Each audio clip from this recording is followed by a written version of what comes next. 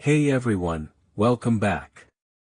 Tonight, we are stepping quietly into a world that feels familiar in all the wrong ways and completely foreign in all the right ones. The soft-lit, rule-heavy, etiquette-obsessed landscape of 1950s American romance. So go ahead, settle into your favorite spot, dim the lights, and let your mind drift back to a time before texting, before apps, and long before anyone could simply say what they meant without worrying about how it sounded to the entire neighborhood.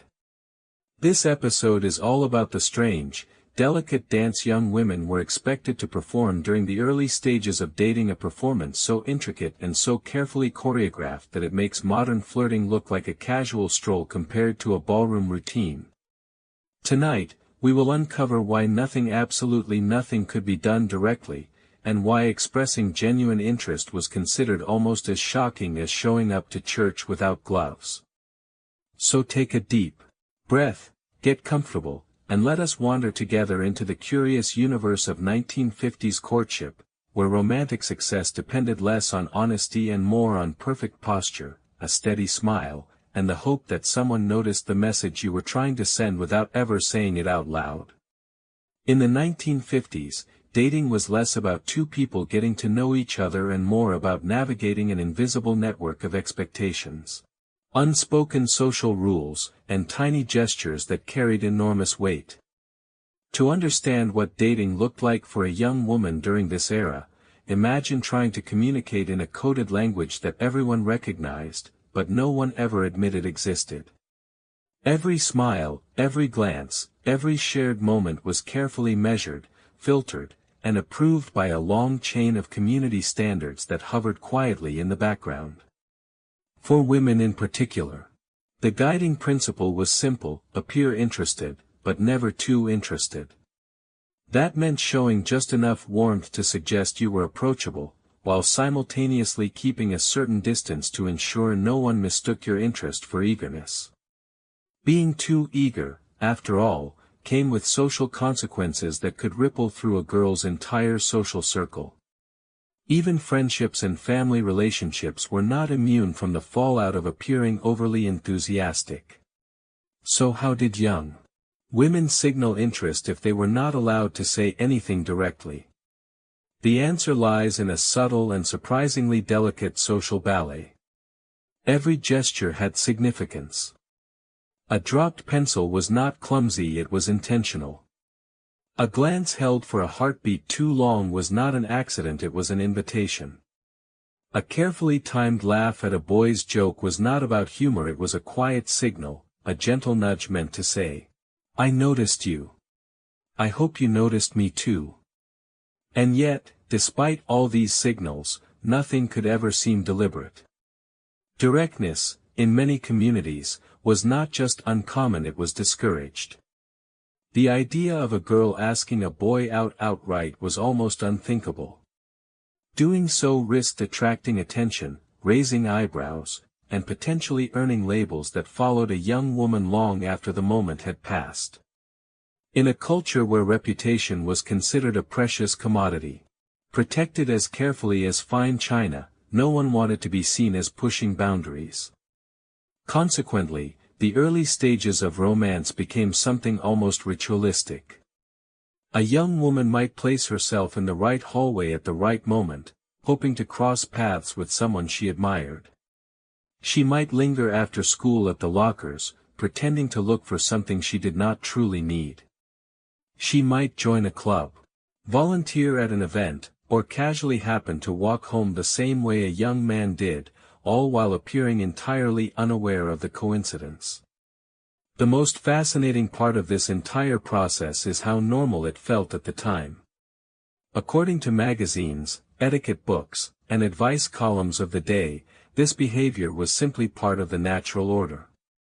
A girl should be friendly, warm, and pleasant, but never bold, assertive, or direct. The culture encouraged a young woman to think of herself as someone who could gently influence a moment, but not claim it. And so she learned to communicate without speaking, and to observe without acknowledging. This unspoken rulebook extended into every corner of daily life. Even something as small as standing too close could send the wrong message. Distance mattered. Tone mattered. Timing mattered. The margin of error was razor thin. And girls learned how to walk that line with a kind of quiet expertise that would feel almost theatrical by modern standards. If you were a young woman in the 1950s, you knew that the stakes were high. A single misstep could change your reputation, shift how people saw you, and influence how you moved through school, church, or the neighborhood. Friend groups could be affected. Opportunities could open or close. The ripple effects of one misunderstood gesture could last for months, sometimes years. That is what gave the dating process its intensity. It was not just about romance. It was about social survival. Interestingly, the responsibility for maintaining this entire network of subtle signals fell overwhelmingly on women. Boys were not expected to understand the intricate etiquette behind every glance or gesture, but girls were expected to master it. Advice columns aimed at teenage girls during this era were filled with lists, illustrations, and imaginary scenarios designed to teach them exactly how to walk this tightrope. They were told to be cheerful but not loud, confident but not assertive, friendly but not overly familiar. The expectations piled up like neatly folded linens in a cabinet, tidy, orderly, and endless. The idea behind these rules was not necessarily malicious. Many people of the era believed that this system preserved harmony, maintained order, and set a foundation for strong marriages. But the lived experience could feel exhausting. A girl might spend hours preparing for a simple walk to school, not because she expected a grand moment, but because she knew how many tiny details could influence how others perceived her. Even choosing a sweater became a calculation: not too fancy, not too plain, not too bold, not too subdued. A particularly striking feature of 1950s dating culture was how much time young women spent managing their emotions silently. They might dream of being noticed, of being invited on a date, of sharing a moment that felt meaningful. But instead of pursuing these feelings openly, they learned to channel them into subtle, socially acceptable signals. They waited, and hoped, and practiced patience not as a personal choice, but as a requirement. Romantic initiative belonged almost entirely to boys. Romantic readiness to girls. This uneven dynamic shaped generations of relationships. Many young women of the era grew up believing that their value in romance depended on how well they performed these quiet rituals. Some embraced it.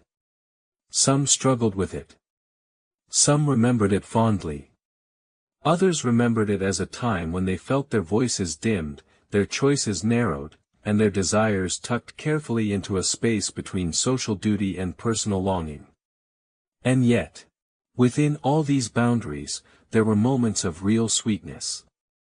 When a boy finally gathered the courage to speak, when a girl realized her subtle signals had worked, when two people found a way to connect despite the rules, those moments felt almost magical. They were small victories earned through patience, intention, and a quiet understanding of how the world worked. Tonight, as we revisit that landscape, it becomes clear that 1950s dating was not simple, and it was not effortless. It was layered, delicate, and demanding. But it also reveals something universal: the desire for connection. The longing to be seen. The hope that someone might understand your quiet signals, even when you can't say the words out loud. If the world of 1950s flirting was a performance of glances and carefully timed gestures, then the world of telephone etiquette was its sequel, a quieter, more suspenseful stage where every ring carried the weight of possibility and every pause between rings felt like an entire chapter in a novel. For a young woman of the era, the telephone was not simply an object sitting on a hallway table. It was a portal into opportunity, hope, uncertainty, and occasionally, mild panic. And unlike the phone in your pocket today, This one had rules, strict ones. To begin with, the telephone belonged to the household, not to the individual. It was a shared device, a community hub, a family listening post, and a magnet for casual interruptions. It lived in a fixed place, often in a hallway or near the living room, the most public place imaginable. Privacy was a luxury that did not exist. Everyone could hear your tone, your hesitation, your breathing, and sometimes, your whispered confessions. And because of that, a girl's behavior on the phone had to be cultivated with the same care as her posture or wardrobe. The first and most important rule was simple: she never called first. To pick up the phone and dial a boy's number was considered bold in a way that few families would approve of, and many neighbors would discuss. Within the culture of the time, romantic initiative belonged firmly to the boy. The girl's role was to be available, or at least available enough, but never to appear as though she were pursuing anyone. Calling a boy might suggest eagerness, impatience, or even a lack of dignity, none of which aligned with the prevailing ideals of modesty. So she waited. She waited through the long evenings when the house settled into stillness. She waited while her father read the paper, while her mother dusted the baseboards, while her sibling lingered suspiciously close to the phone's cord. Waiting became an art form, a delicate balance of hope and decorum. She was not supposed to look like she was waiting, but she also needed to be close enough to the phone to answer it before anyone else did. Missing a call could mean missing a date. Answering too quickly could mean looking too eager. There was a narrow sweet spot between desperation and indifference. And she learned to navigate it instinctively. For many households, a specific unspoken rule existed: never let the phone ring too many times. 3 rings suggested a natural, polite response time. 4 rings invited whispering. 5 rings could suggest anything from emotional turmoil to social catastrophe. But answering on the first ring, that was almost as risky as calling first. It suggested she had been sitting right beside the phone, waiting with a kind of intensity that people in the 1950s found unladylike. Once she finally answered, another layer of etiquette emerged: voice, tone, cadence, and formality. A young woman was expected to say hello, Ford Residence, or whatever the family name was. Her voice needed to sound calm, pleasant, and not overly delighted, no matter how delighted she felt. A tremble could betray hope. A too bright greeting could be misinterpreted. A hint of breathlessness could raise eyebrows. From the next room. Then came the actual conversation, carried out under the watchful ears of family members who had developed a supernatural ability to linger nearby at exactly the wrong moment. Fathers pretended to read but somehow turned pages only when conversation grew interesting. Mothers found reasons to wander through with a feather duster. Younger siblings invented endless excuses to just check something near the phone table. The household was always listening.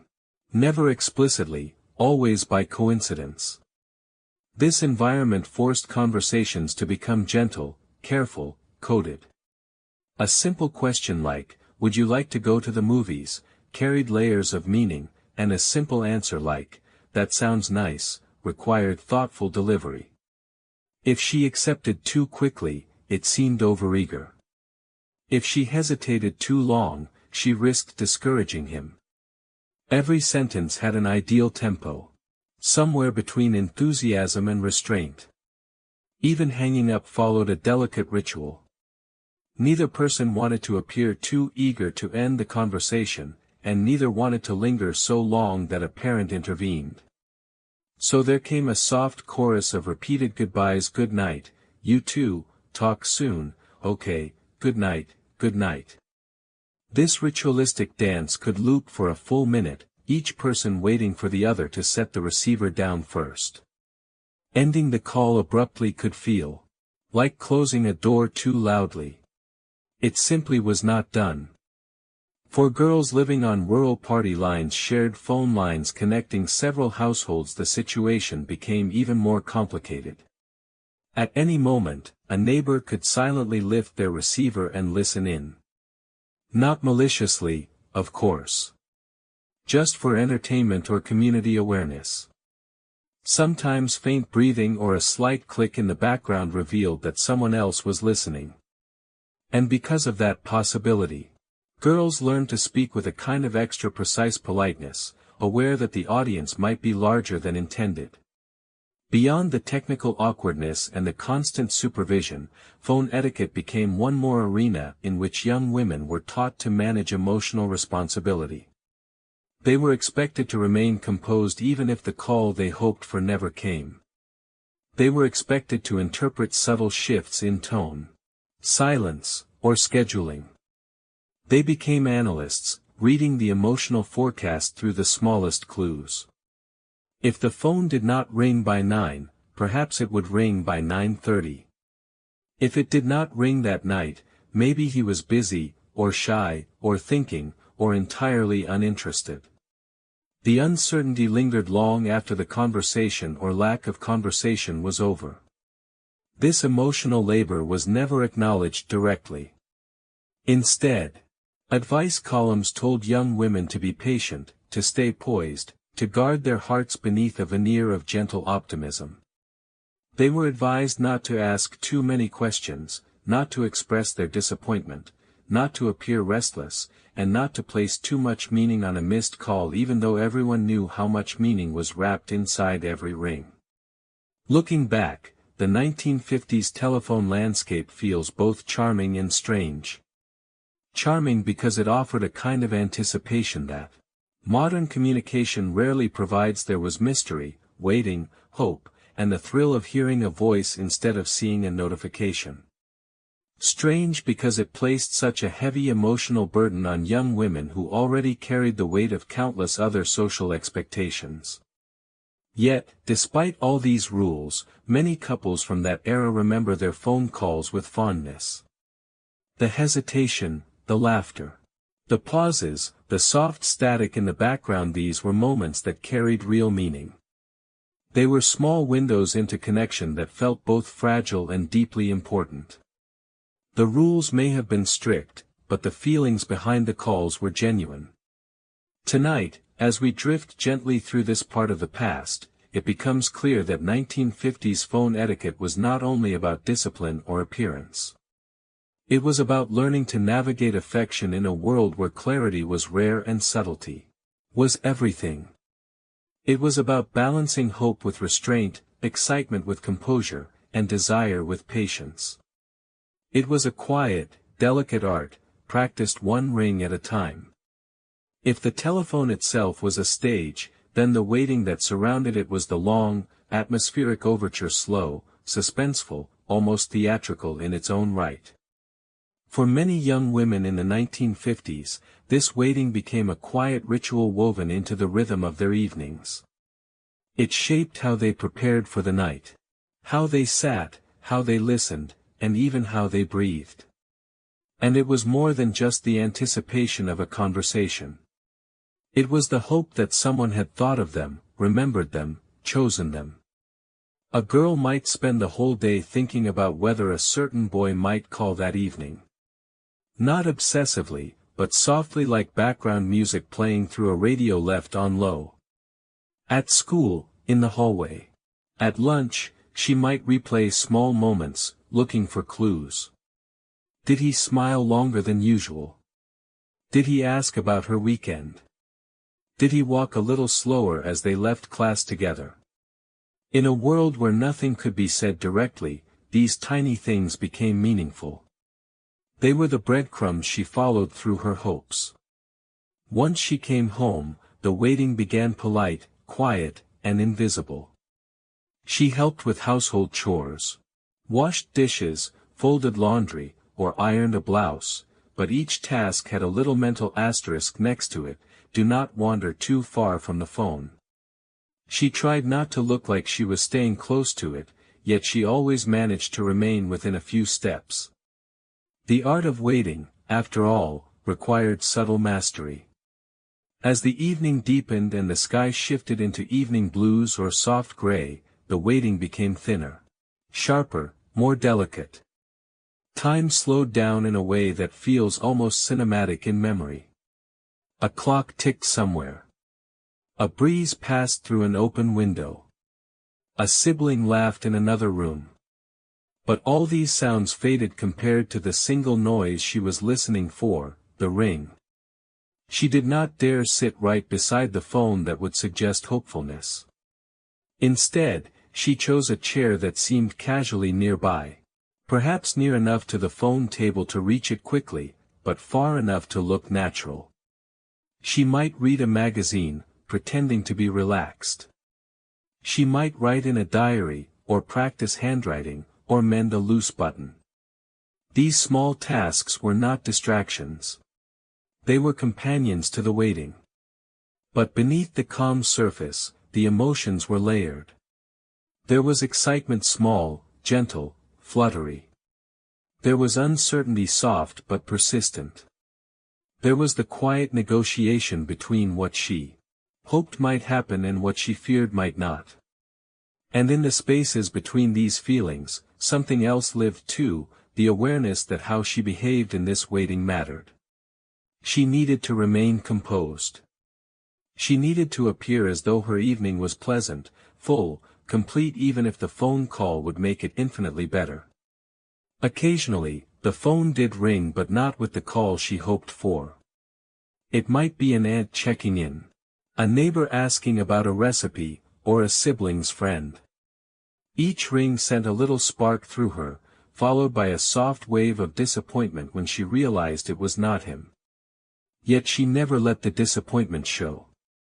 In the 1950s, emotional control was part of the ritual. A girl was supposed to be gracious, calm, and patient, even when her heart fluttered in ways she could not explain out loud. The waiting was not simply emotional, it was cultural. Books, magazines, and advice columns told young women to be patient, to avoid appearing too eager, and to let the boy take the first step. That was not just guidance. It was a rule. And so, the waiting became normalized, even honored. A girl learned to wait beautifully, with poise. She learned that anticipation was part of the journey, that a quiet evening spent listening for a ring was somehow a sign of grace and gentle hope. As hours passed, the meaning of time shifted.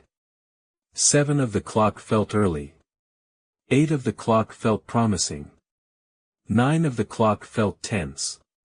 10 of the clock felt final. There was a kind of emotional math behind every minute. If he has not called by 8, maybe he is busy. If he has not called by 9, maybe the evening did not go as planned. If he has not called by 10, maybe he forgot or maybe she misread everything. But even as disappointment tiptoed in, she held her posture, kept her thoughts quiet, and remained polite with her family. She did not slam drawers or sigh dramatically. She did not pout. Self-control was part of the social script, and she knew it well. On the nights when he did call, the waiting suddenly transformed. The ring felt electric, like it rearranged the air in the room. Her heartbeat leaped, but she forced herself to walk, not run to the phone. She answered softly, calmly, as if she had simply been nearby by coincidence. The conversation that followed, whether short or sweet or awkward or warm, became the bright spot of the evening, engraved quietly into her memory. On nights when he did not call, the waiting still held its own meaning. She learned patience. She learned resilience. She learned how to balance her hopes with reality. She learned to pick up the pieces of a quiet evening and turn them into something gentle, maybe a book. Maybe an early bedtime, maybe a few extra minutes brushing her hair before sleep. What is remarkable about this ritual is how deeply it shaped a young woman's experience of romance in the 1950s. The waiting was not passive. It was active, emotional work. She listened to her intuition, interpreted subtle cues, and held her feelings with a kind of quiet dignity. It taught her to navigate uncertainty with grace, even though the weight of that uncertainty sometimes rested heavily on her. Looking back, many women remember this waiting with a mix of nostalgia and amusement. Nostalgia because there was something tender about that anticipation, something sweet about giving the moment space to unfold. Amusement because modern communication has eliminated so much of the mystery. Today, a message can arrive instantly. And a second message can arrive 2 seconds later. But in the 1950s, romance unfolded at the pace of a ticking clock and a ringing bell. In that slow pace, there was room for imagination. Room for wondering. Room for soft hopes. Room for breathing between questions. The waiting created a quiet landscape where feelings could grow fragile, careful, real. Tonight, as we drift through this part of history, it becomes clear that the waiting was not just about a phone call. It was about learning how to hold hope gently. It was about exploring the space between what is wished for and what is real. And in that space, a young woman discovered pieces of herself: her patience, her intuition, her ability to remain steady in the presence of uncertainty. The waiting itself, in all its quiet tension, became part of the story.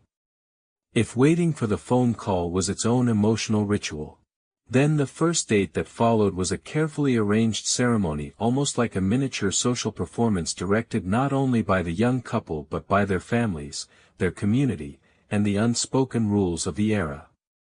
In the 1950s, a first date was not simply a young man picking up a young woman and the two heading out for ice cream or a movie. It was more like stepping into a small, politely lit theater, where every gesture, every greeting, and every minute was guided by etiquette that had been quietly shaping young people for generations. To begin with, a young man did not simply appear at the door.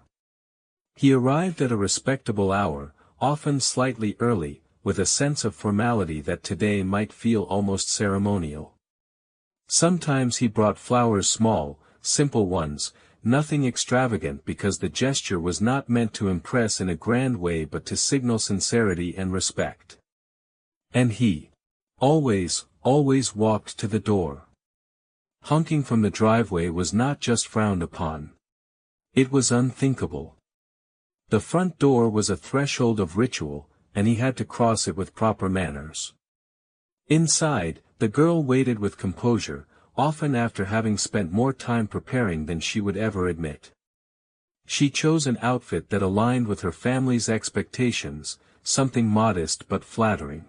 Something neat but not overly glamorous. Hair carefully brushed, shoes polished, a final glance in the mirror, all these small acts were part of the quiet preparation. She was not just dressing for herself or even for him. She was dressing for the entire system of expectations that framed the event.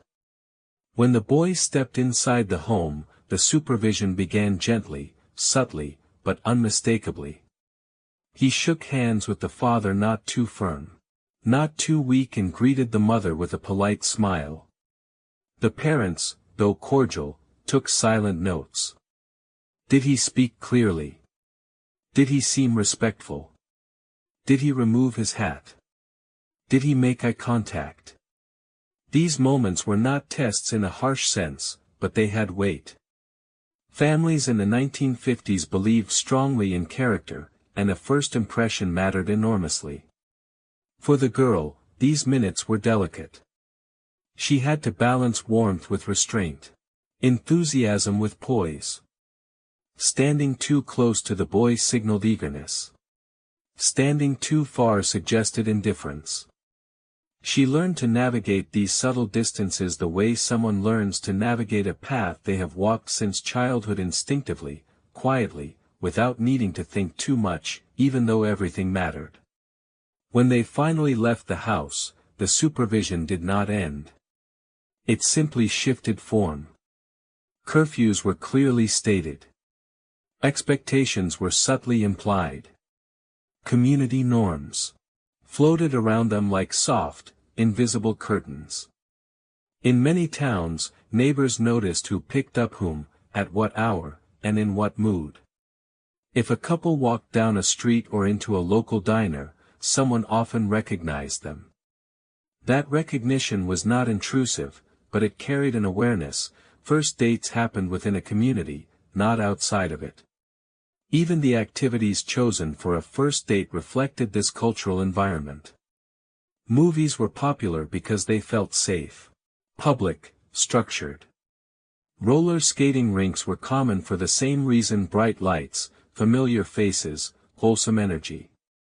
Ice cream parlors, soda fountains, and bowling alleys all offered the perfect balance of fun and supervision. A young couple could talk, laugh, and enjoy the novelty of being out together, but the spaces around them gently kept everything in place. In this context, privacy was not the goal. The presence of others served as a kind of protective buffer. Everything was in view, everything was accountable, and young people learned how to communicate within boundaries that kept emotions from becoming too intense too quickly. During these dates, conversations were often light and careful. No grand confessions, no heavy topics. They spoke about school, hobbies, music, maybe the latest movie. The girl was expected to be pleasant but not opinionated, cheerful but not overly bold. The boy was expected to lead the conversation gently, neither dominating nor withdrawing. These expectations were not written anywhere, but they lived inside the culture, shaping every word spoken.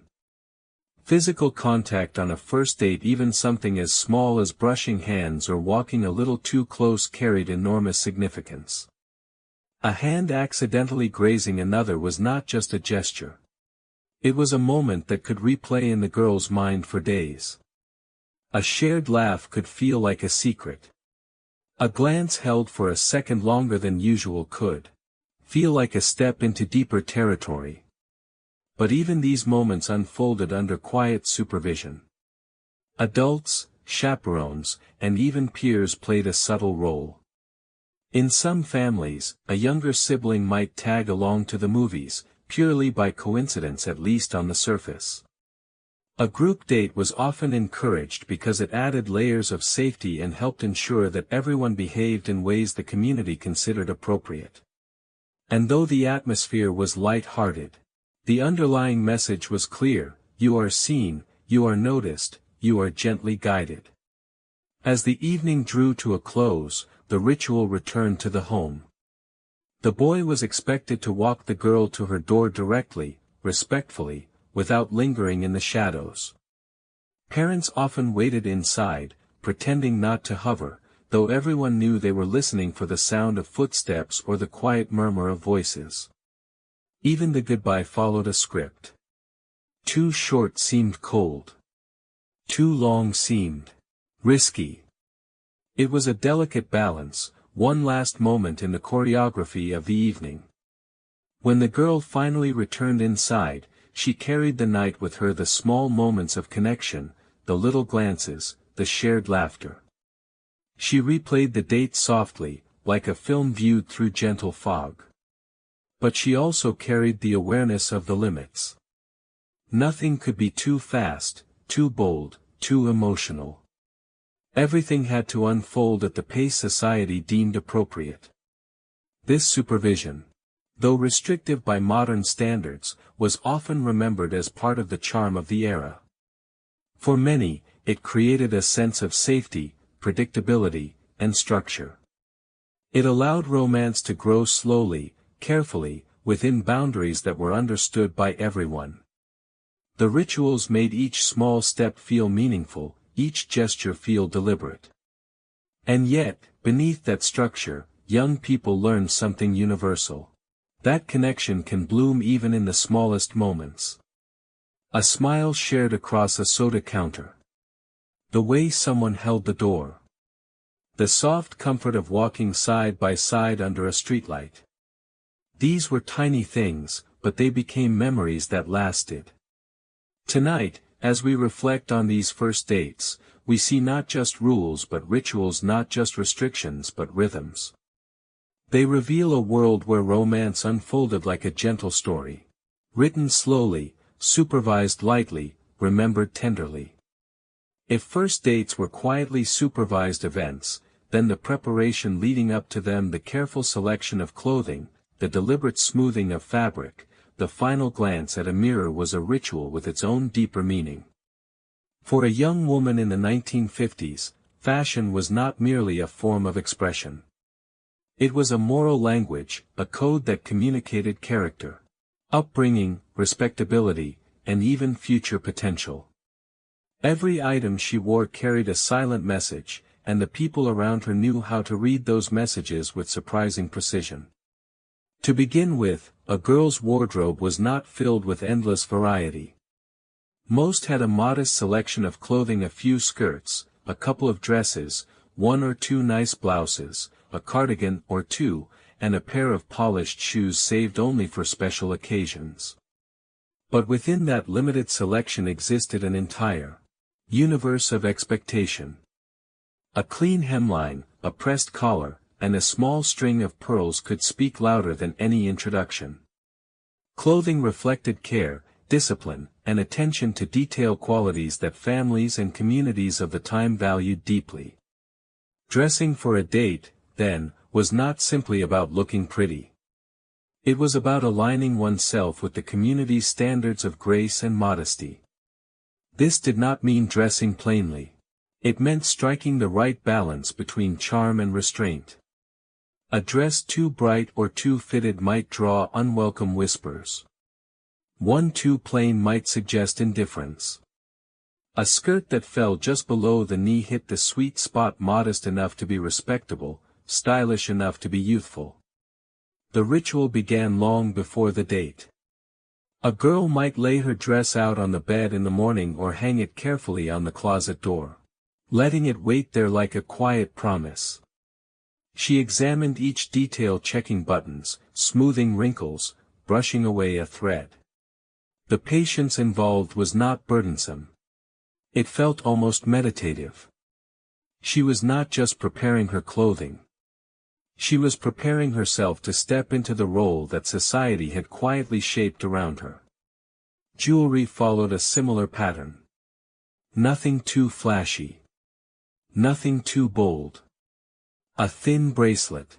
A delicate pair of earrings, or the classic pearls worn by countless young women of the time. These pieces carried symbolic weight. They suggested refinement and self-awareness.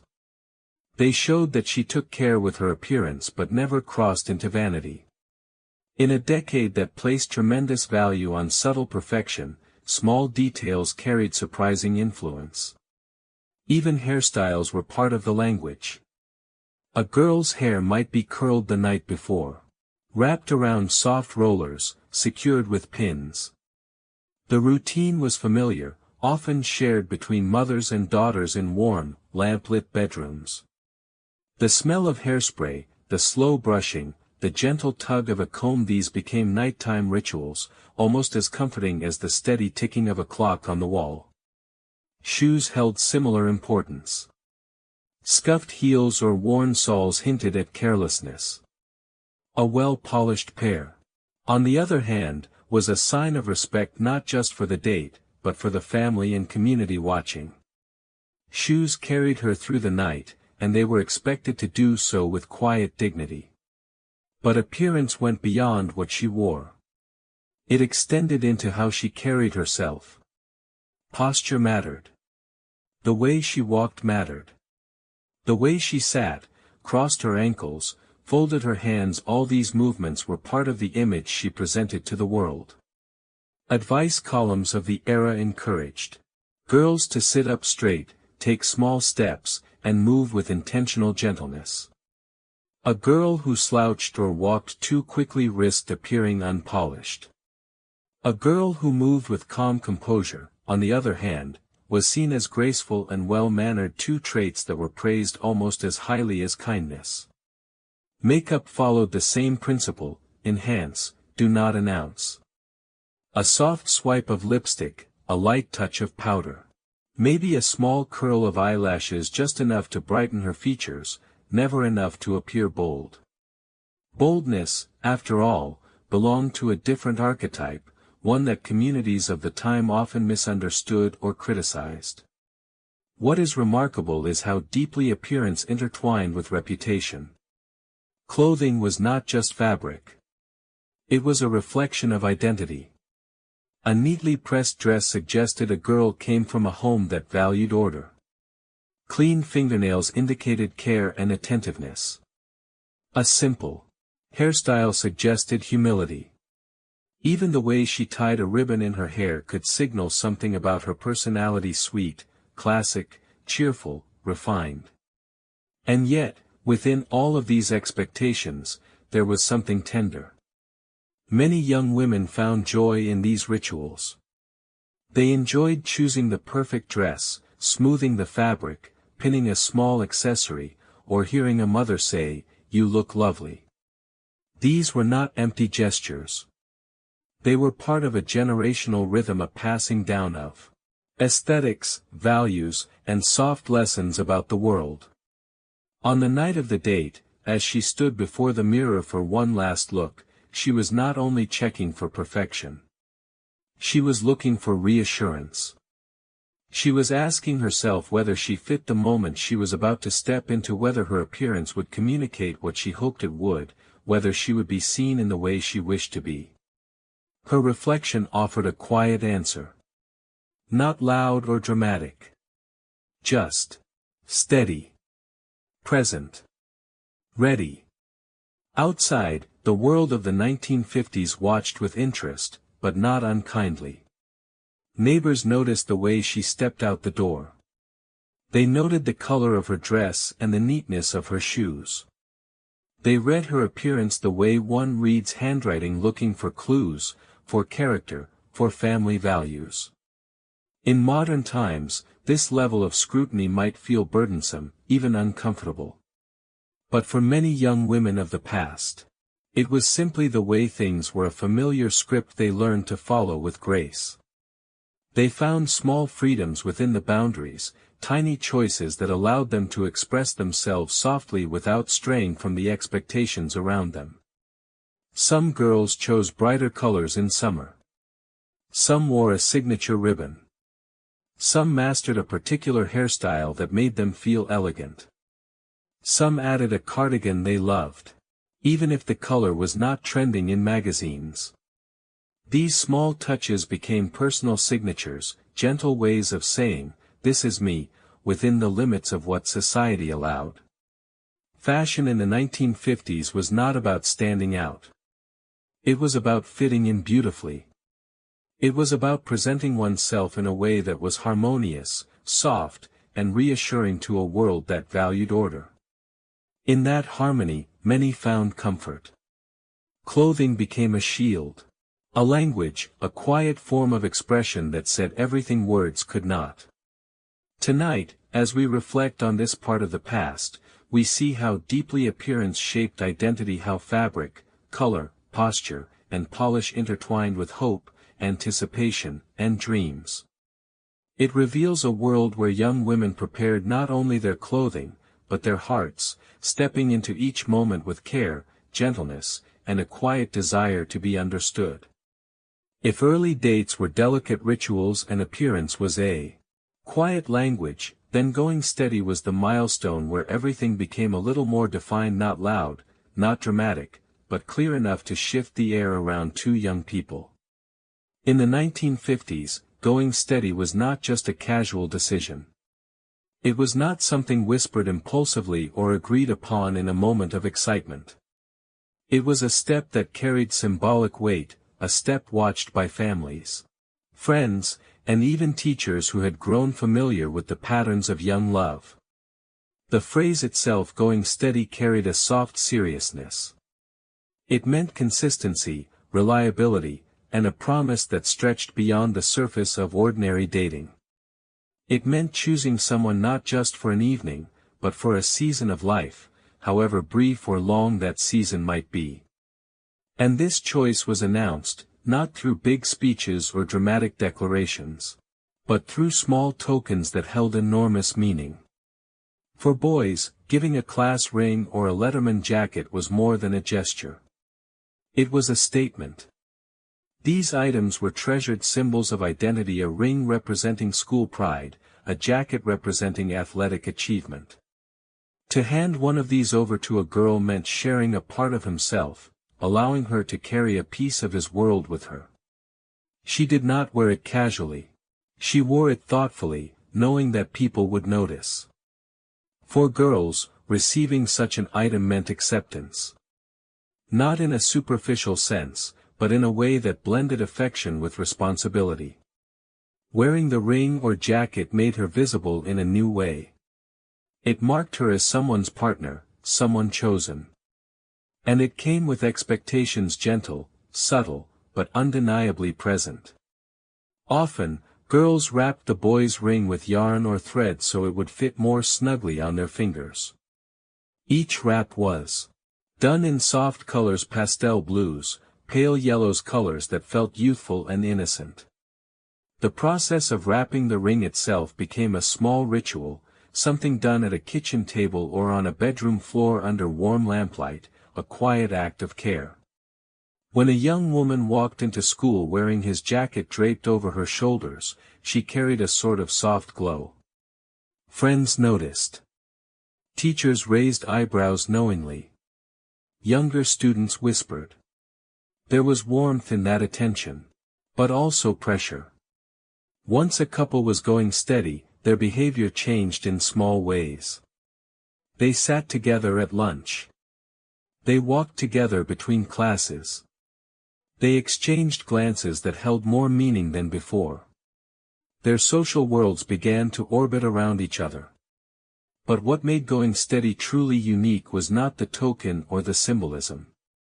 It was the understanding that came with it, the unwritten agreement of exclusivity. This was not enforced by rules written down somewhere. It lived in communities, in conversations, in expectations quietly passed on through generations. Going steady meant you did not date anyone else. You did not flirt. You did not accept invitations from others.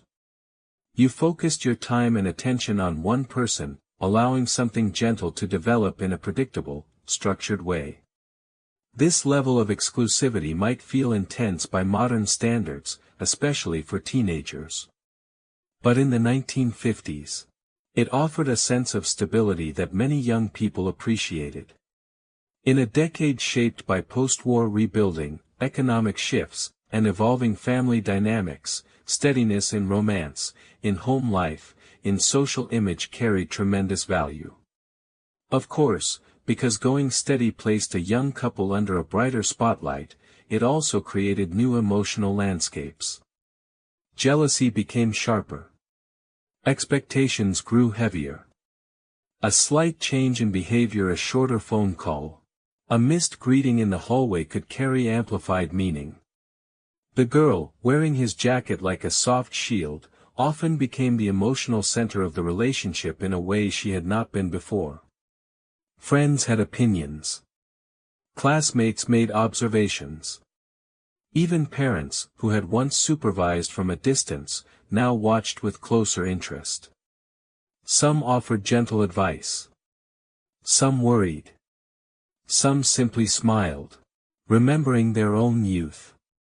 But one truth remained: going steady was a step that made everything feel more real, more defined. What is interesting is how often this exclusivity created quiet shifts in a girl's daily routine. She might start saving seats at school assemblies. She might listen more closely to music he liked. She might wait for him near the school doors after class. Not because she was told to, but because that was the rhythm expected of someone who was now part of a pair. And yet, beneath this structure, there was sweetness. The jacket kept her warm on winter evenings. The ring made her smile when she caught sight of it in the sunlight. The small notes they exchanged in passing carried tender humor. The conversations deepened, the tone softened. There was an innocence in the bond, a youthful belief that steadiness meant something lasting. something hopeful. Parents sometimes teased gently, offering light-hearted warnings about young hearts or moving too fast, but they often understood. After all, many had gone steady themselves. They knew the glow of pride that came from wearing someone's ring, the comfort of walking side by side along a familiar sidewalk. Still, the relationship was expected to remain within boundaries. The community watched, listened, and occasionally judged. A girl who acted too boldly risked whispers. A boy who acted too distantly risked criticism. The balance was delicate. Going steady did not remove expectations, it reshaped them into a narrower, more intense path.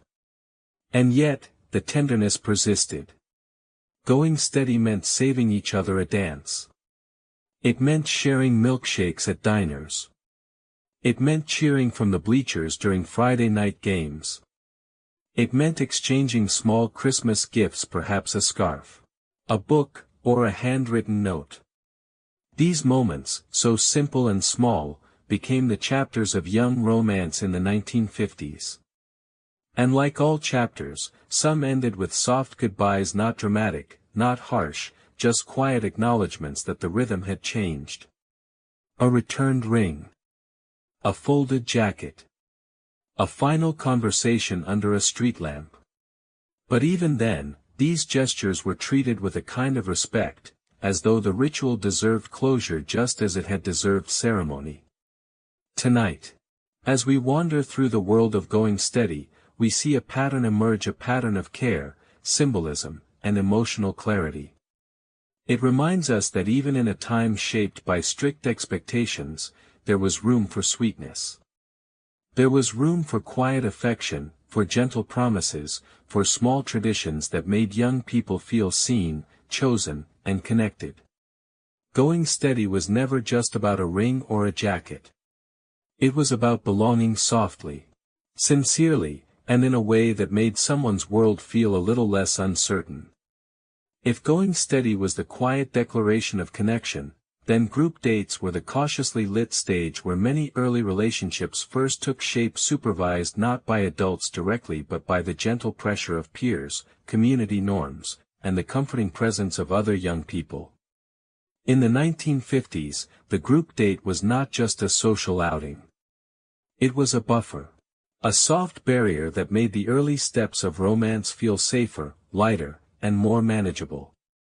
A group date usually began with a simple idea, a movie night, a trip to the roller rink, a bowling game, or an evening at the local soda fountain. These places were familiar, brightly lit, filled with noise and movement. They created a sense of safety, not the strict kind found in a living room under a parent's watchful eye, but the effortless safety that comes from being surrounded by laughter, conversation, and the predictable rhythm of teenage life. The group usually consisted of 3 or 4 couples, sometimes more, sometimes less, but always enough people to keep any awkward silences from lingering too long. These were friends who already knew each other's quirks. They knew who talked too loudly, who blushed too easily, who laughed at everything, and who cracked jokes in moments that did not require them. They also knew who liked whom often before the people involved realized it themselves. For a young woman, a group date was a comforting middle ground. She was not alone with one boy, exposed to the intensity of one-on-one attention. She had her friends beside her, friends who whispered encouragement, nudged her gently when the boys she liked walked by, and filled the space with familiar chatter. This allowed her to relax into the moment without feeling as though all eyes were on her. Still, group dates had their own brand of awkwardness, a gentle, harmless awkwardness that almost every teenager of the era experienced. When the group arrived at the chosen destination, there was always a brief shuffle as everyone decided where to sit or stand. Should she walk beside the boy she liked? Or would that look too obvious? Should she hang back slightly, letting the moment unfold naturally? Should she wait for him to make the first move? These silent questions floated through her mind like soft, drifting clouds.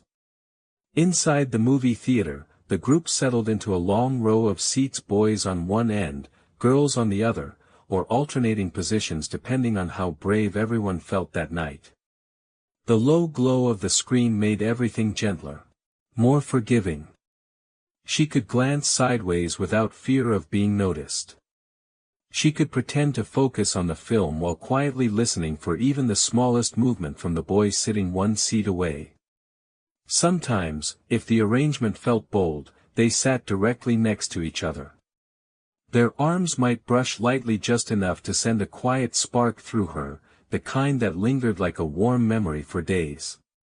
After the movie, the group spilled out into the crisp evening air, laughing too loudly, talking over each other, replaying favorite scenes. There was a buoyancy to these moments, a sense that everyone was participating in a shared ritual, one they did not need to name. Bowling alleys were even more animated. The clatter of pins, the thud of bowling balls, the echo of footsteps on polished lanes, all of it created a lively backdrop. Girls cheered for each other. Boys tried to impress without seeming like they were trying too hard.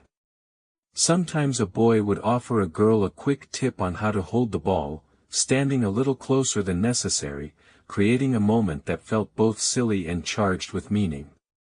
Roller skating rinks added their own kind of magic.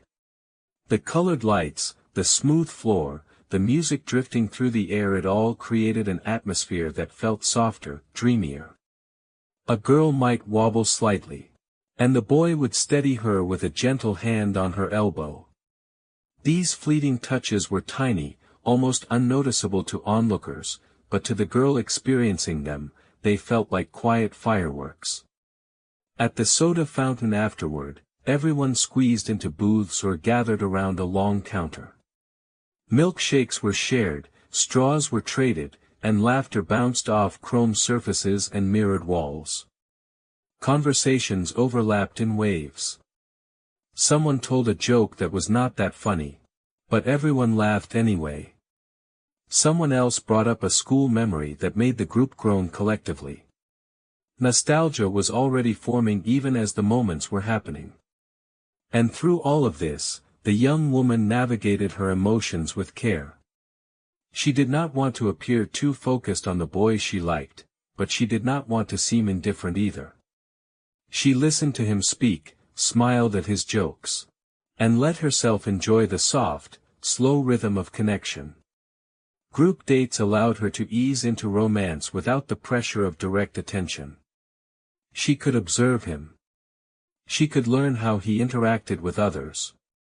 She could understand, quietly, whether he was someone she wanted to know better.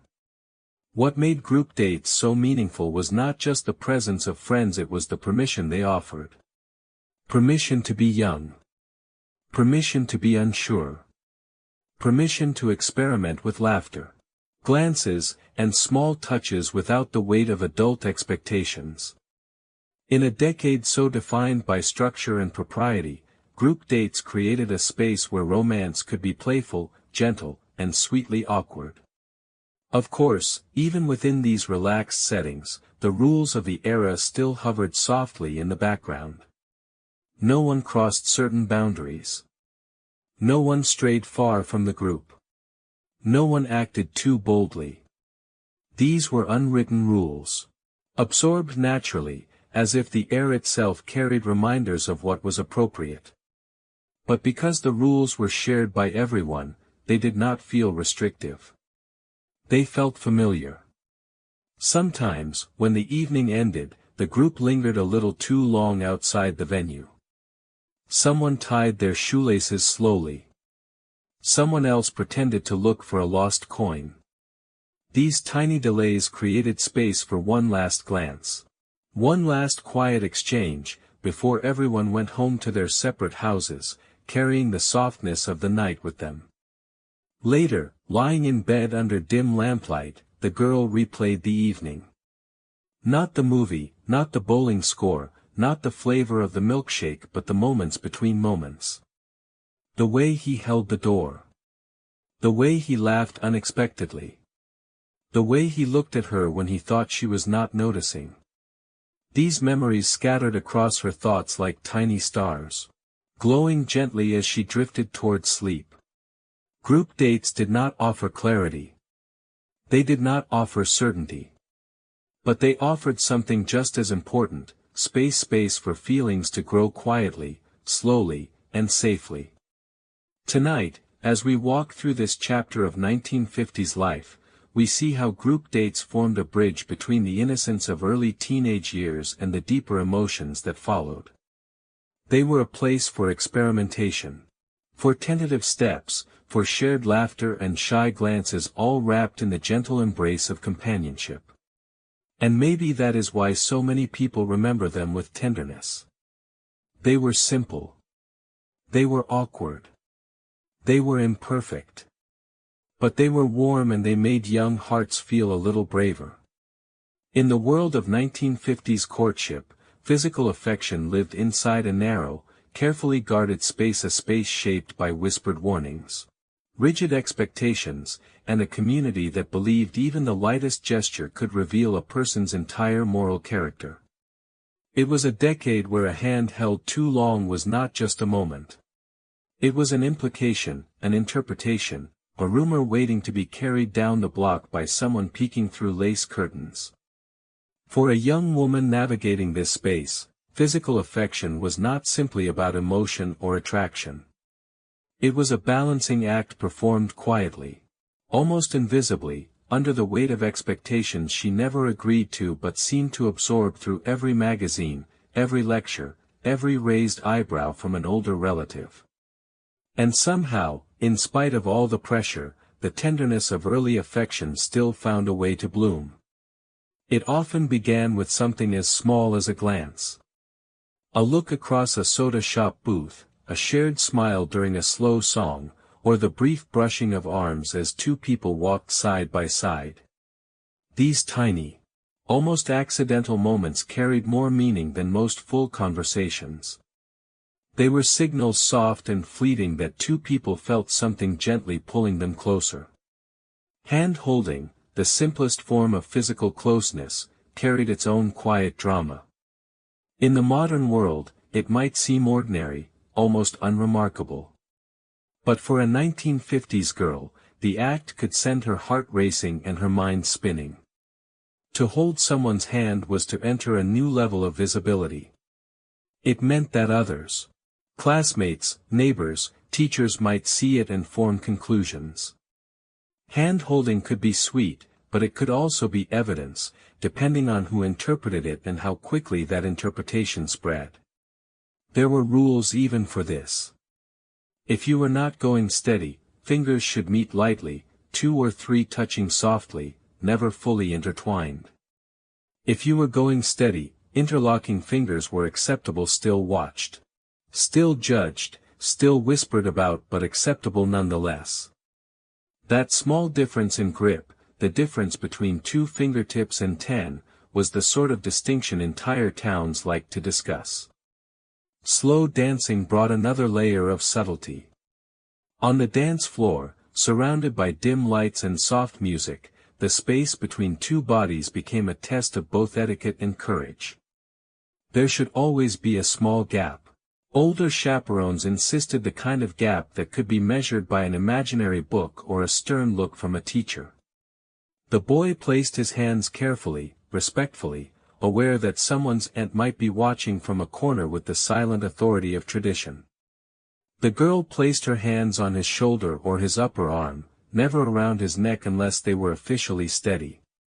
Even then, she moved lightly, as if keeping herself ready to step back at a moment's notice.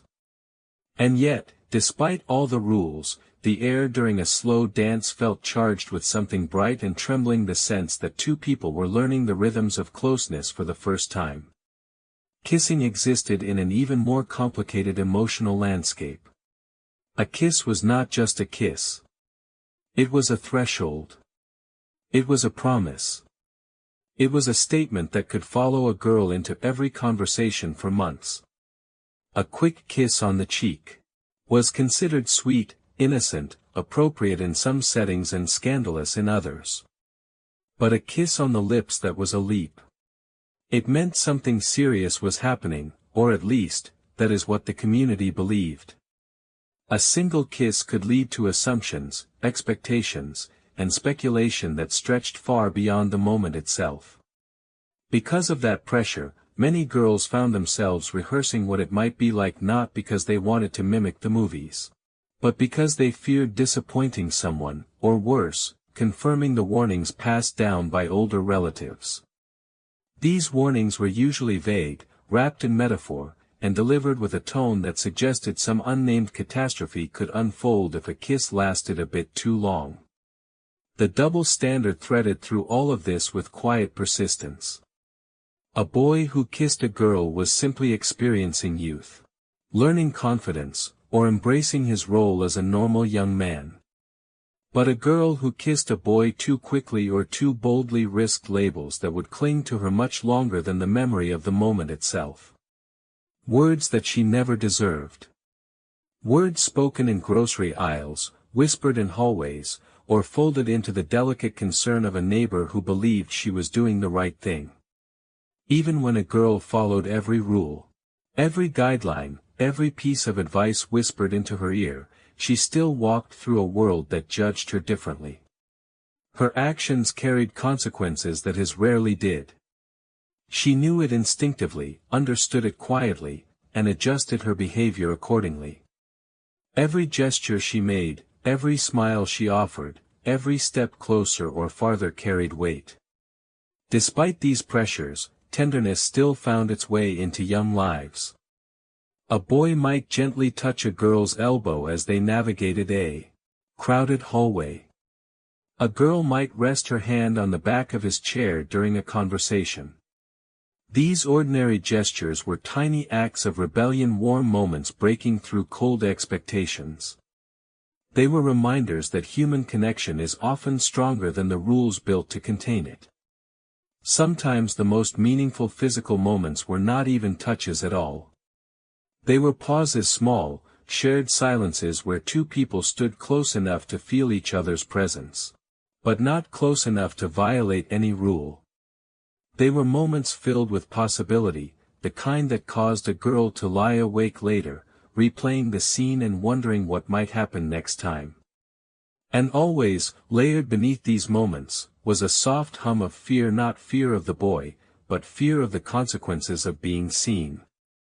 Fear that someone might misunderstand.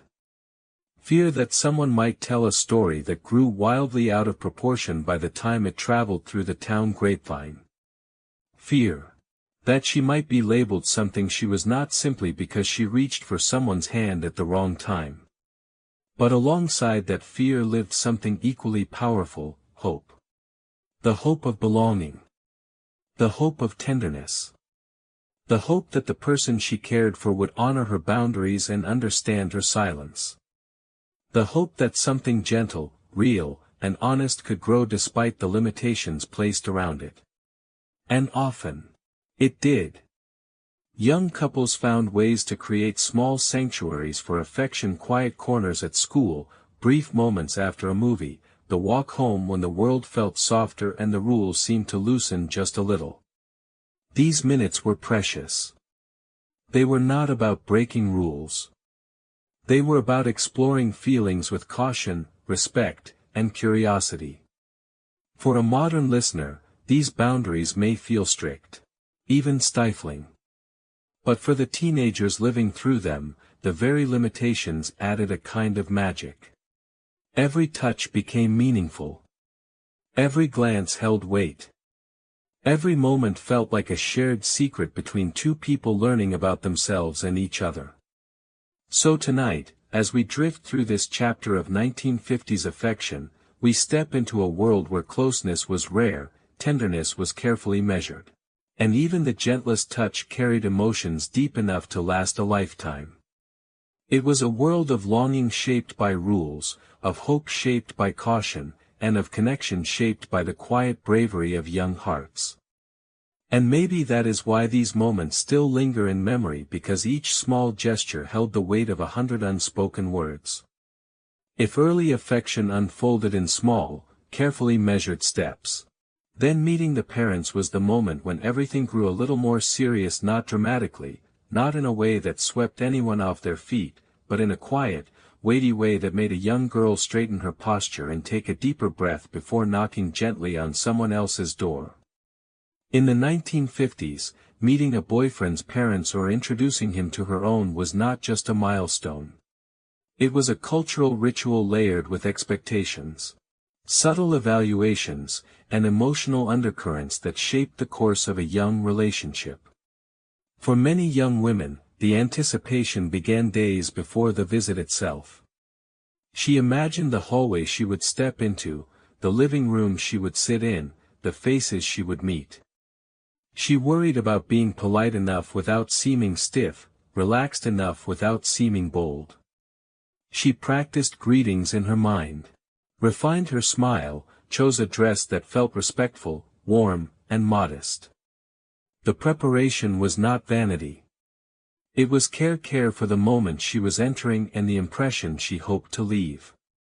Parents, in that era, were not casual observers of their children's dating lives.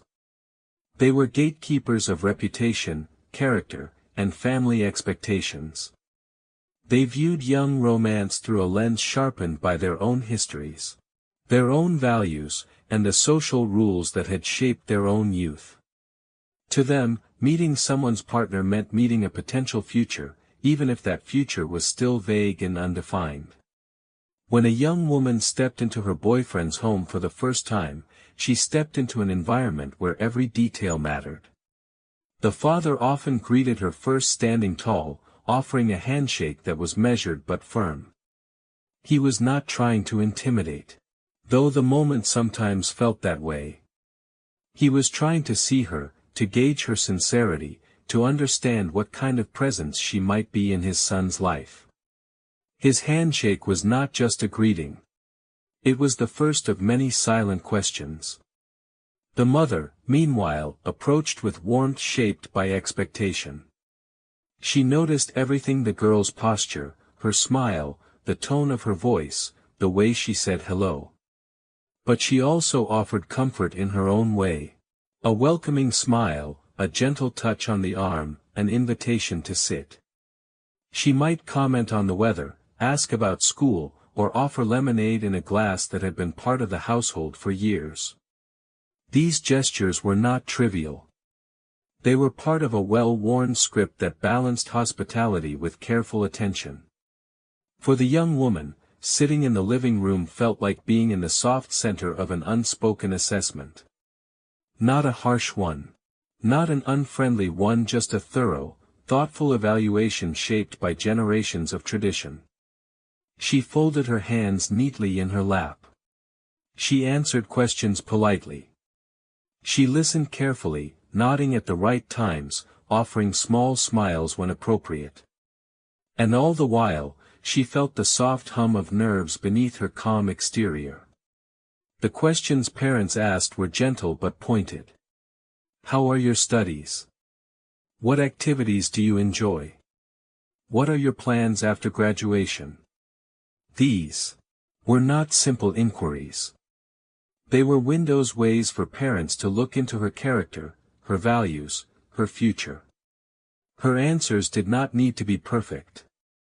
They just needed to be honest, steady, and respectful.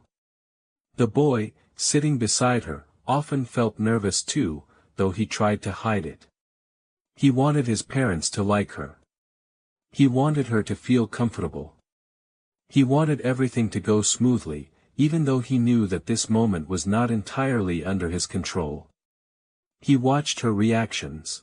And sometimes, when their eyes met briefly, he offered a small, reassuring smile, a silent "you are doing great." Sometimes siblings wandered in with the subtle chaos that only siblings can bring. Younger brothers, curious and mischievous, asked blunt questions that adults would never dare ask. Older sisters observed quietly, offering kind glances or teasing comments meant to lighten the mood. These interactions brought warmth to the moment, reminding the girl that she was not being interrogated, she was being introduced into the small, intricate ecosystem of someone's home.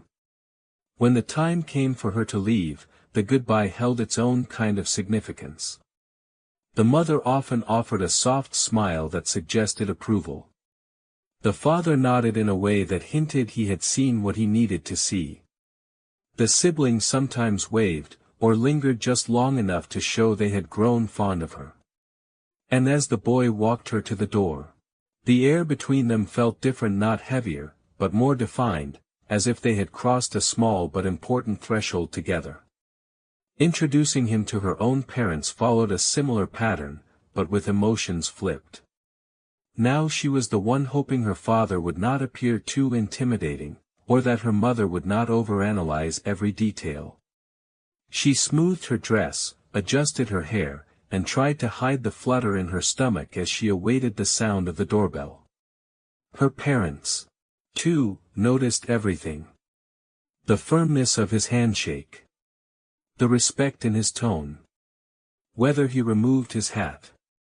Whether he stood when an adult entered the room. These observations were not about control. They were about reassurance that their daughter was choosing someone thoughtful, respectful, and responsible. Later, when the evening ended and the house returned to its usual quiet, the parents often exchanged small, knowing looks. Not judgmental ones, but reflective ones, the kind that said, "I see why she likes him," or, "He seems promising," or even, "We will keep an eye on things, just in case." These quiet parental conversations shaped the atmosphere of the relationship just as much as the young couple's own feelings. For the girl, lying in bed later that night, the memory of the visit replayed softly. She wondered what his parents thought of her. She wondered whether she had spoken too much or too little. She wondered whether her dress had been the right one, whether she had laughed too loudly at his father's joke, whether she had made a good impression. But beneath the uncertainty was a small spark of pride. She had stepped into a new chapter with grace. What makes this ritual so tender, looking back, is not the pressure or the scrutiny. It is the earnestness. Everyone involved, the girl, the boy, the parents, believed in the importance of the moment. They believed that meeting the family meant something, that it marked a step toward trust, understanding, and a deeper kind of connection. In that way, meeting the parents was not only a test. It was an invitation. An invitation into one another's world. An invitation into family traditions. An invitation into the quiet rhythms of someone's home. And for many young people, that invitation became a memory they carried forward, one they recalled not for the nerves, but for the sweetness hidden beneath them. Tonight, as we drift gently through this part of 1950s courtship, we see how deeply community shaped young love. Not through force, not through rigid control, but through rituals that encouraged thoughtfulness, sincerity, and a kind of emotional responsibility that still feels meaningful today. If meeting the parents marked the moment a young relationship stepped into the light of family awareness, then an engagement was when that light grew brighter, warmer, and more focused, turning two young people into the center of a carefully orchestrated ritual that extended far beyond their own wishes. In the 1950s, engagements were not spontaneous explosions of emotion, nor were they intimate declarations whispered in private. They were orderly transitions, shaped by tradition, family structure, and the quiet choreography of community expectations. For many young women, the idea of engagement drifted into their thoughts long before the moment arrived. Not in a dramatic or pressing way, but in the soft, dreamy way that comes from watching older cousins walk down aisles, seeing announcements in local newspapers, or hearing mothers talk about seating arrangements and proper wedding china. Engagement was not just a milestone. It was a destination everyone knew existed, a chapter waiting patiently somewhere in the future. When a young man decided to propose, he did not simply kneel on one knee under a sunset. Instead, he often began by speaking to her father. This was not a formality meant to diminish the girl's choice. Rather, It reflected the era's belief that families, not individuals, shaped the framework of marriage. Asking permission was a gesture of respect for the family whose daughter had grown up under that roof, whose hopes and values were tied to hers. Fathers listened quietly, thoughtfully. They asked questions. They considered the young man's character. And when they gave their blessing, they offered not just approval, but trust. Only after this conversation did the young man approach the girl. He chose a moment that felt meaningful to them, though usually simple: a walk in the park, a quiet evening on a porch. A familiar place where they had shared countless conversations. The proposal was heartfelt, but modest, shaped by the values of the time. There might be a ring, often a small but cherished symbol of commitment.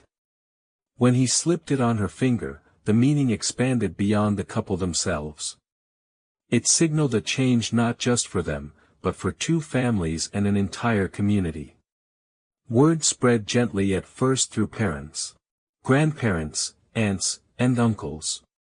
Then came the wider announcement, a notice in the local paper, formal photographs taken at a studio, small gatherings where relatives congratulated the pair with warm smiles and soft embraces.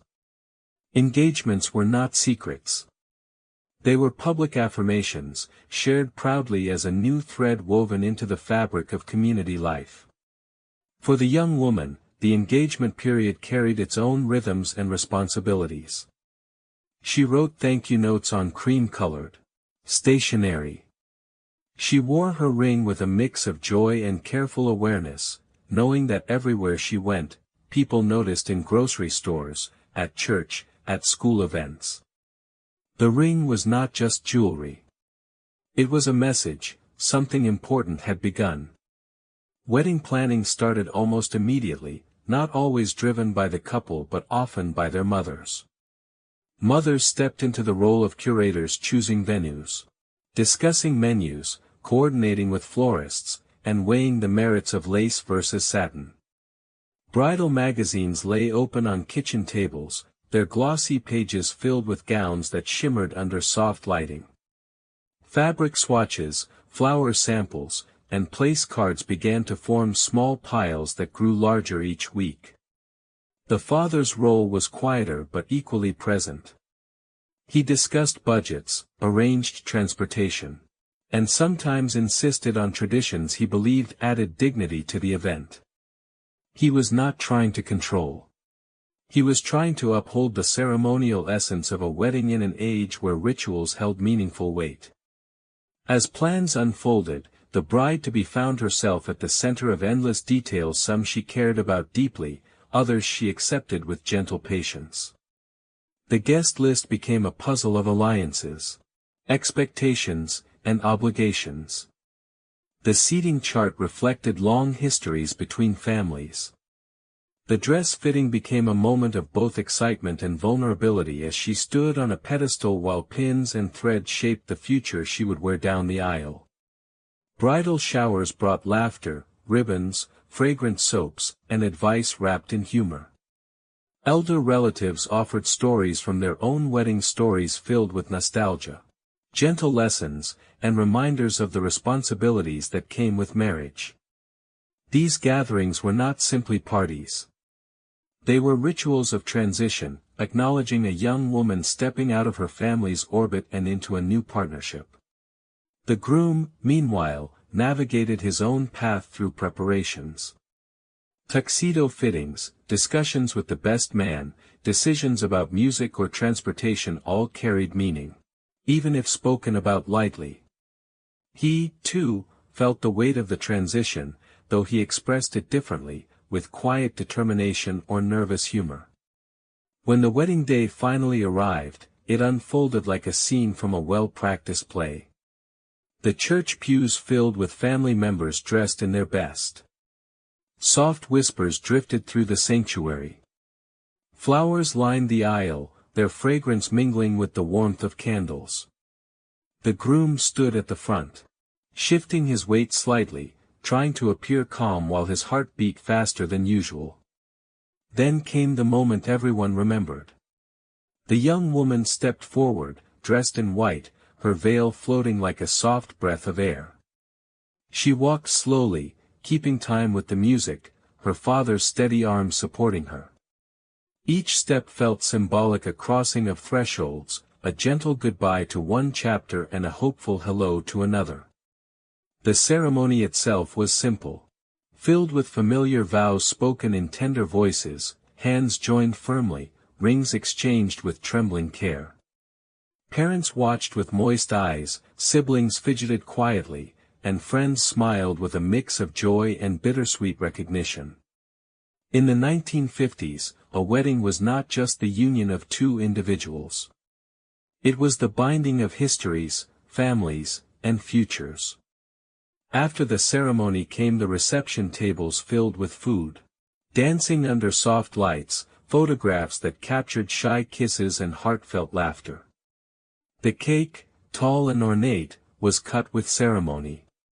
The first dance created a quiet circle around the newlyweds, the room fading into a blur as they moved gently together. Everything felt both tender and timeless. And even in the exhaustion of the long day, there was a glow, a sense of having stepped into a role that generations had stepped into before. A role shaped by hope, commitment, and the belief that love grows stronger when supported by community and ceremony. Tonight, as we wander through this chapter of 1950s life, we see how engagement and marriage were not simply personal decisions. They were rituals that connected people to something larger, to families, traditions, and expectations that shaped the rhythm of their world. And despite the weight of these rituals, there was beauty in them, the beauty of belonging, the beauty of continuity, the beauty of stepping forward into a future held gently in the hands of many. After the ceremony faded, after the photographs were tucked away in albums, after the bouquet had dried into a delicate memory, married life began, not with fireworks or dramatic revelations, but with the quiet settling of routines shaped by decades of expectation. In the 1950s, marriage was less a private arrangement and more a structured path laid out long before a couple ever exchanged vows.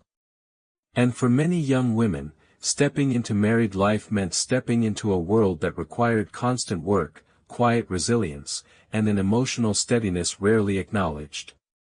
The first days of marriage often felt tender. Newlyweds moved into small houses or apartments, places where sunlight streamed through curtains they had chosen together. Where dishes clinked gently in cabinets still smelling of wood, where furniture arrangements felt like small acts of hope.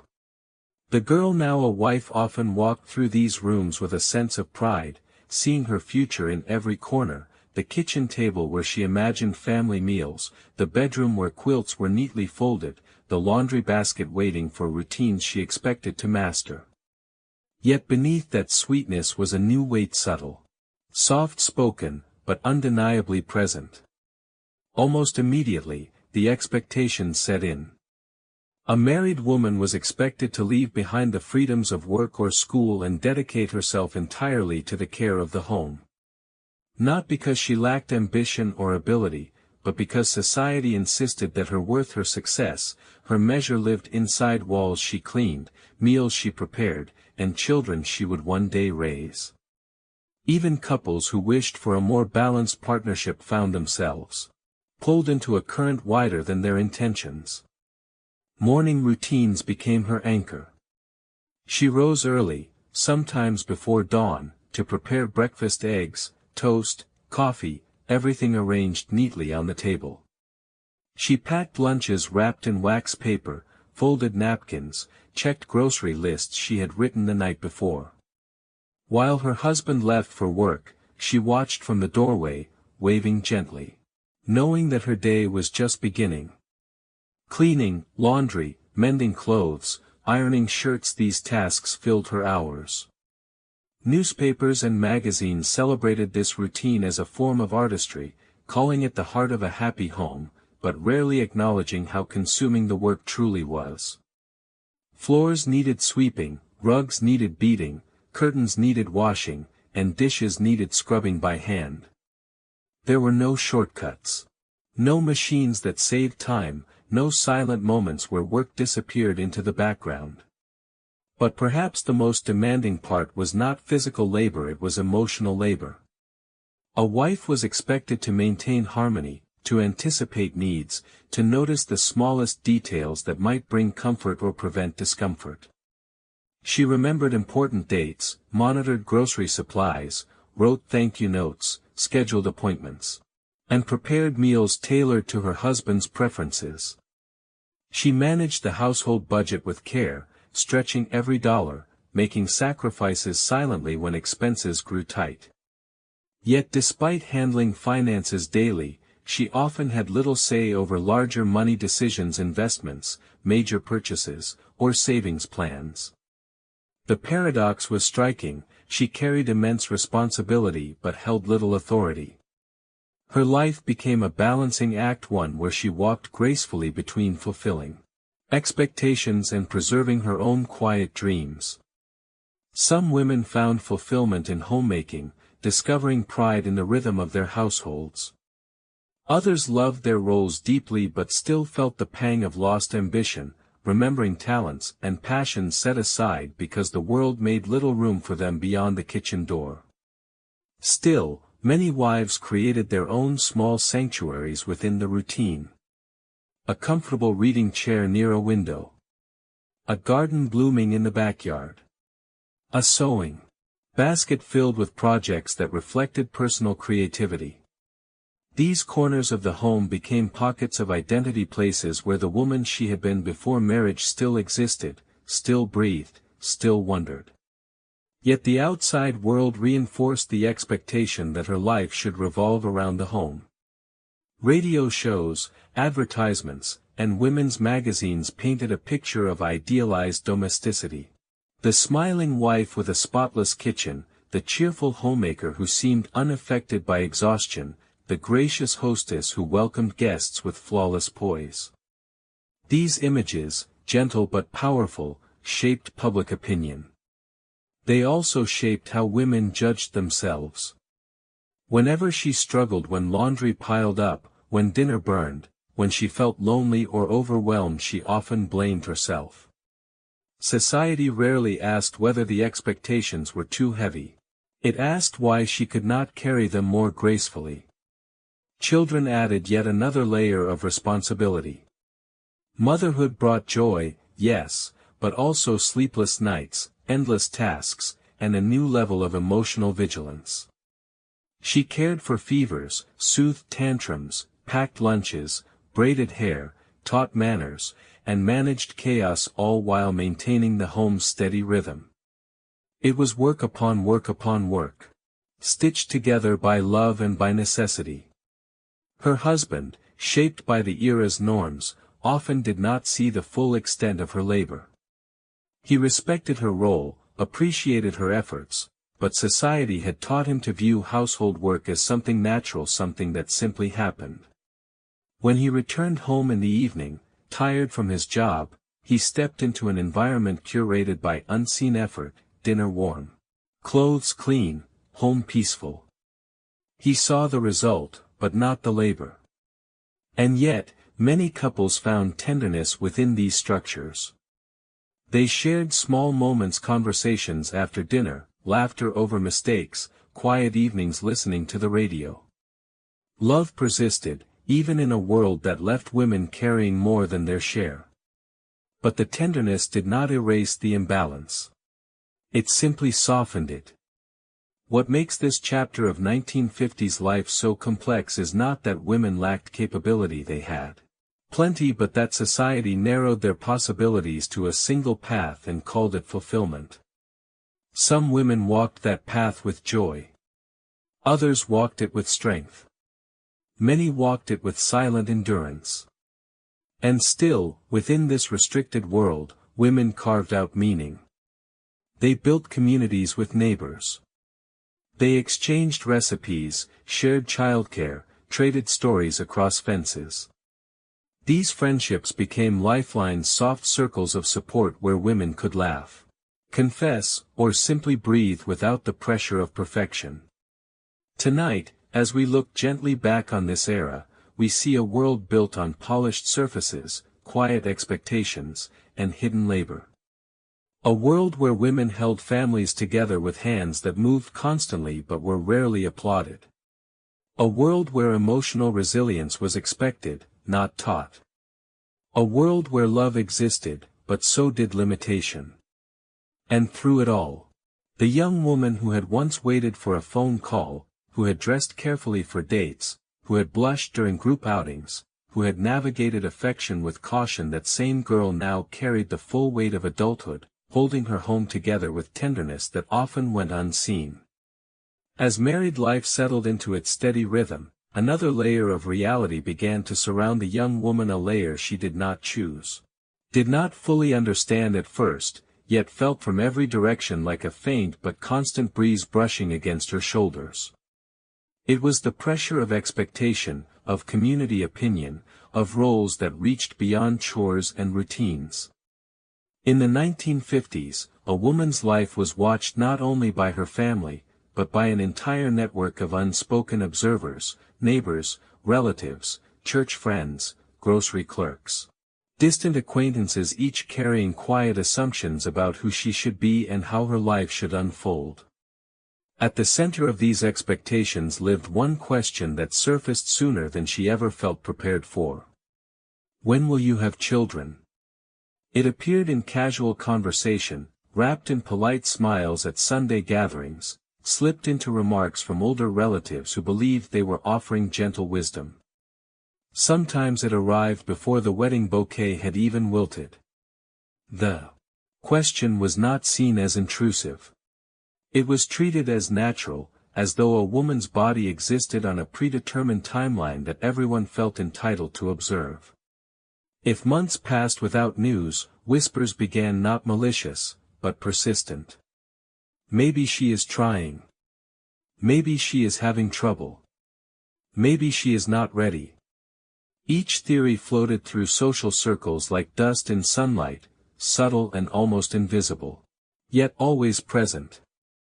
A woman who did not conceive quickly often carried a quiet sense of worry, even if she had no reason to fear.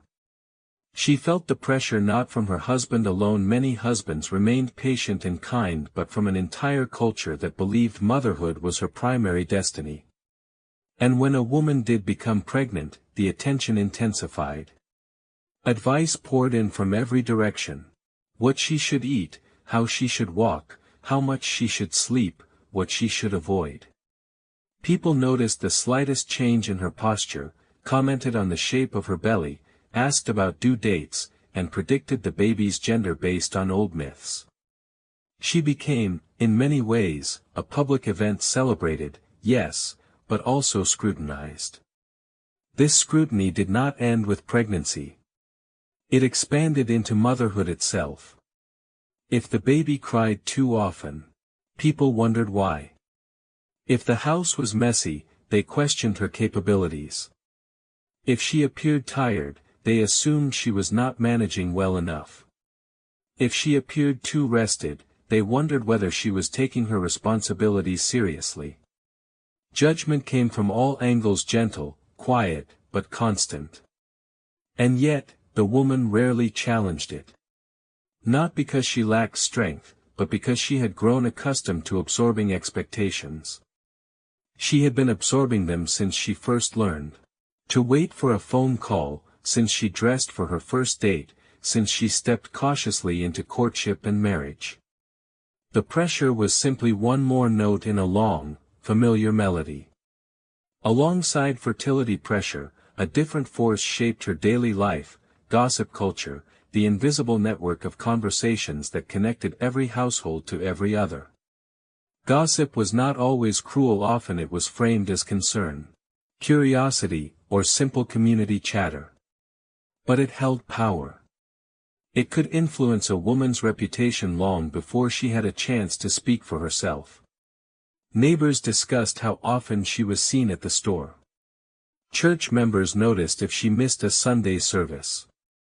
Relatives talked about her cooking, her manners, her clothing, the tone of her voice. Each observation became a small thread in a web that defined her identity, sometimes inaccurately, sometimes unfairly, but always publicly. And she knew it. She felt it. She learned to measure her actions through the lens of how they might be interpreted. A simple choice like wearing a dress slightly brighter than usual could provoke raised eyebrows. A moment of frustration with her children might travel through 3 households before dinner. Her marriage, too, became the subject of quiet speculation. If her husband looked tired, some wondered whether she was caring for him properly. If he appeared especially cheerful, people congratulated her on keeping a happy home. The burden of maintaining appearances rested squarely on her shoulders. And while she navigated these pressures, she also carried the weight of double standards that shaped nearly every aspect of her life. A man who worked late was respected. A woman who seemed tired from her own responsibilities was told she needed better routines. A man who socialized with friends was seen as maintaining healthy relationships. A woman who did the same risked appearing neglectful. Men were praised for earning money, while women were praised for saving it, even when the savings came from their own sacrifices. If arguments arose in marriage, as they inevitably did, society assumed she should manage emotions, offer patience, smooth the conflict quietly even if she felt unheard. If her husband struggled, she supported him. If she struggled, she often kept it to herself. Vulnerability, after all, was a luxury rarely afforded to women who were expected to remain composed. Yet what makes this era so deeply human and so quietly poignant is that women found ways to thrive despite these pressures. They found strength in each other, over backyard fences, at kitchen tables, during sewing circles, at church gatherings. Friendship among women became a sanctuary where gossip turned into compassion, where burdens became shared stories, where laughter softened the weight of expectation. In these circles, women spoke openly, sometimes for the first time, about exhaustion, disappointment, hope, frustration, joy. They offered perspective, humor, and comfort in a world that demanded constant grace without always offering it back.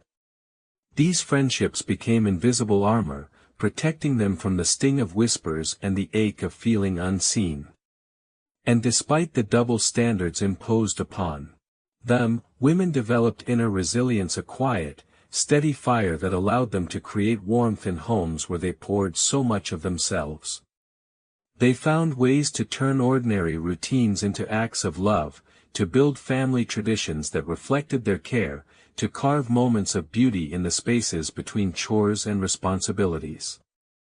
Many also held dreams that stretched beyond the boundaries of their daily lives. Some took night classes. Some kept journals.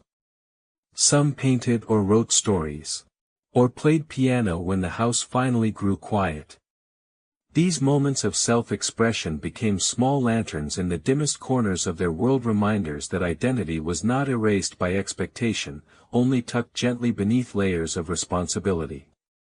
Tonight, as we drift through this final chapter of 1950s womanhood, we see a portrait shaped by tenderness and pressure, by love and limitation, by duty and longing.